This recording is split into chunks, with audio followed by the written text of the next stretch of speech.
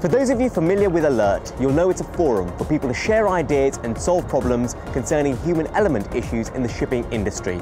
And today's issue concerns a very important investment, an investment in quality.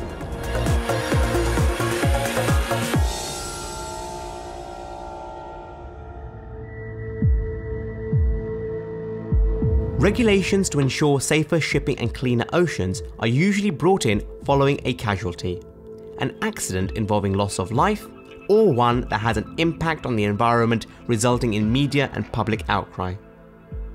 But some ship owners are failing to comply with international conventions, with the effect that the condition of the ship or the quality of its crew falls below the required standard. In other words, not all ship operators aspire to the highest levels of quality.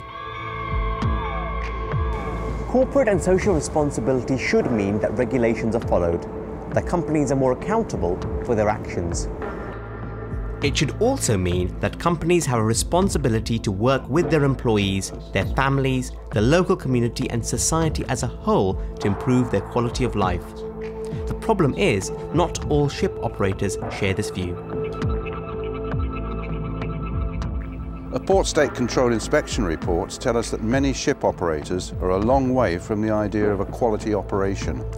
These companies aren't complying with the international conventions, with the result that the condition of the ship or the quality of its crew falls well below the required standard. There is no doubt that there are some companies whose focus is on profit at the expense of quality, and indeed at the expense of a safety culture.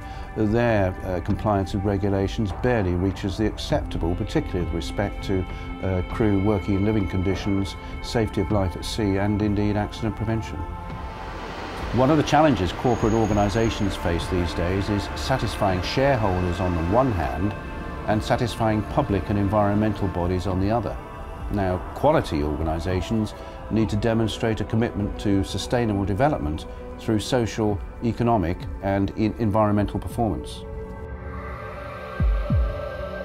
Well, that means not only complying with mandatory regulations, but also investing in people by providing them with a safe and secure working environment, decent living conditions and fair terms of employment, and by promoting a company culture through communication and empowerment.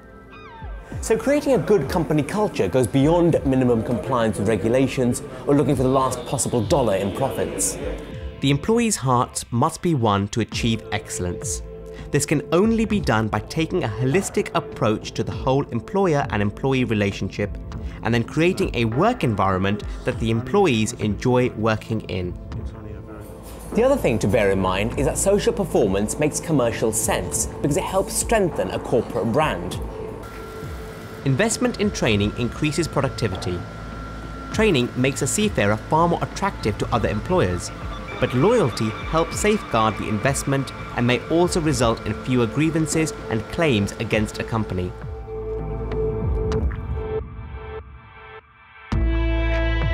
Shipping is a tough business, but operators in a hard commercial environment must recognize that they need to compete on a level playing field.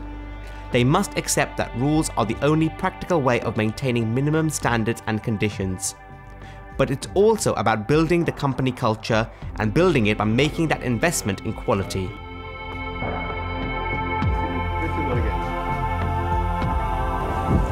So that's the end of this program.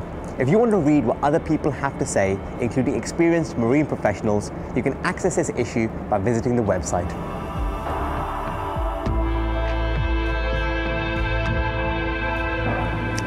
You could also consider your own ideas and how you might make a contribution now or in the future. In the meantime, take care and hope to see you soon.